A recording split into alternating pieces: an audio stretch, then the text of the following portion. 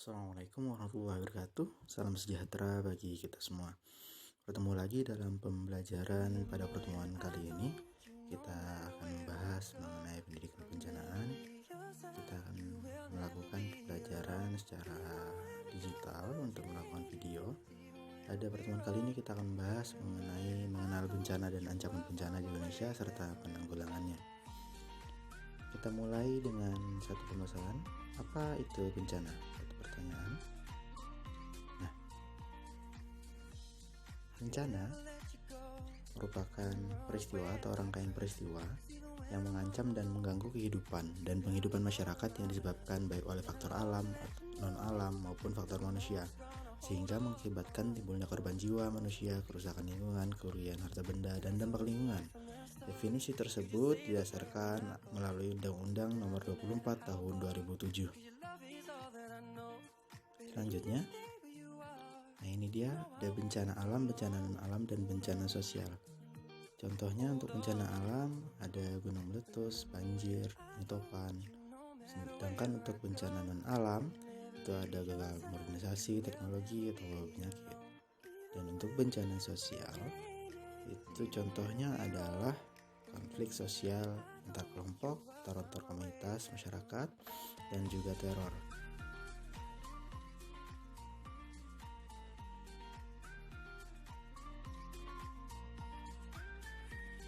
Nah, selanjutnya kita akan masuk kepada ancaman dan karakteristik dari Indonesia sehingga mengakibatkan banyaknya bencana. Bisa dilihat pada gambar tersebut ada garis khatulistiwa, kemudian batasan-batasan lempeng. Itu adalah karakteristik dan ancaman bencana melalui geologi dan hidrometeorologi di Indonesia. Selanjutnya kita akan bahas lebih detail, yakni dari geologinya. Nah, Indonesia diapit oleh 3 lempeng aktif dunia, yaitu lempeng Eurasia, lempeng Pasifik, dan Hindia Australia. Kondisi ini menyebabkan Indonesia rentan terhadap gempa bumi, tsunami, letusan gunung api, dan jenis-jenis bencana geologi lainnya.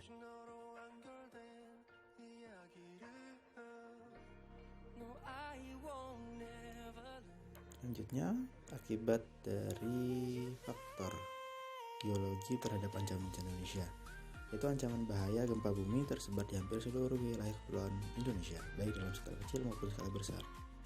Hanya di Pulau Kalimantan bagian barat, tengah, dan selatan sumber gempa bumi tidak ditemukan, walaupun masih ada guncangan yang berasal dari sumber gempa bumi yang berada di wilayah Laut Jawa dan Selat Makassar. Selain itu, bisa juga sumber gempa bumi yang di Kalimantan ini berasal dari gempa runtuhan dari tambang-tambang yang ada di Kalimantan. Sementara wilayah yang rawan gempa di Indonesia tersebar dari Provinsi Aceh hingga Papua. Untuk hidrometeorologi, selanjutnya Indonesia juga terletak di garis khatulistiwa sehingga wilayahnya beriklim tropis. Nah, akibat posisi geografis ini, Indonesia hanya memiliki 2 musim, yaitu musim penghujan dan musim kemarau. Pada saat musim penghujan, apabila curah hujan tinggi, kondisi ini memicu terjadinya puting beliung, banjir, dan tanah longsor. Nah, pada saat musim kemarau, curah hujan rendah, terjadi bencana kekeringan, kebakaran hutan dan lahan akibat cadangan air di dalam tanah itu berkurang. Sementara pada musim peralihan, fenomena alam puting beliung menjadi ancaman bencana.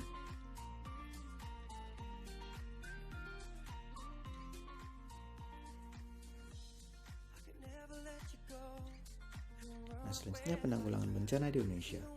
Menurut Undang-Undang Nomor 24 Tahun 2007 tentang penanggulangan bencana menyebutkan pemerintah pusat dan pemerintah daerah menjadi penanggung jawab penyelenggaraan penanggulangan bencana. Artinya, semua komponen ini bekerja sama untuk menyelenggarakan penanggulangan bencana.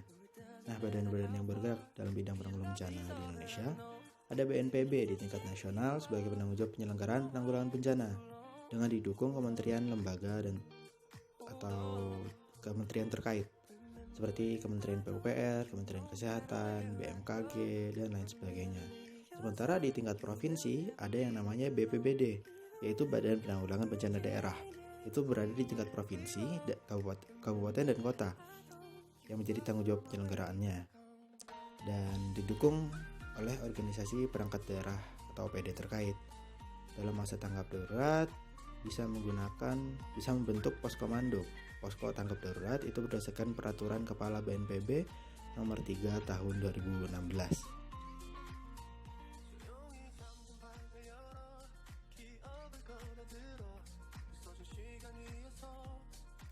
Selanjutnya ada daftar aplikasi gawai berbasis Android dan iOS yang dapat membantu dalam kesiapsiagaan bencana. Nah, aplikasi-aplikasi ini kalian bisa download di Play Store untuk menambah pengetahuan kalian tentang kebencanaan.